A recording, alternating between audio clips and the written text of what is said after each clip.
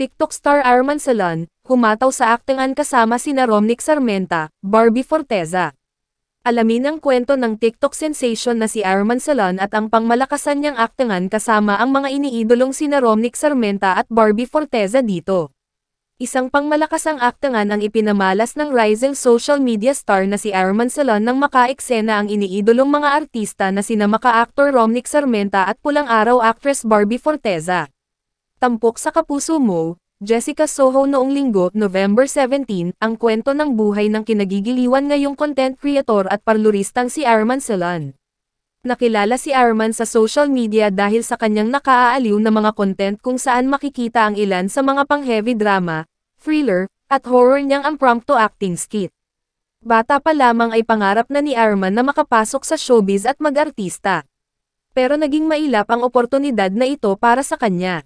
Sa ngayon, ang nagsisilbing entablado ni Arman sa pagtupad ng kanyang pangarap ay ang social media. Sa TikTok, mayroon na siyang mahigit 205,900 followers at 2.8 million likes, habang may mahigit 120,000 followers naman siya sa Facebook. Sa kanyang kaarawan, sinorpresa si Arman ng Kapuso Mo, Jessica Soho kung saan pinuntahan siya mismo ng hinahangaan niyang aktor na si Romnick Sarmenta. Dito, nakakwentuhan ng TikTok sensation ang maka-actor at kumasarin sila sa aktingan. Hindi nagpahuli si Arman sa mabibigat na eksena kasama si Romnick. Umaapaw ang pasasalamat ng social media star sa pagkakataon na kasama ang kanyang iniidolo.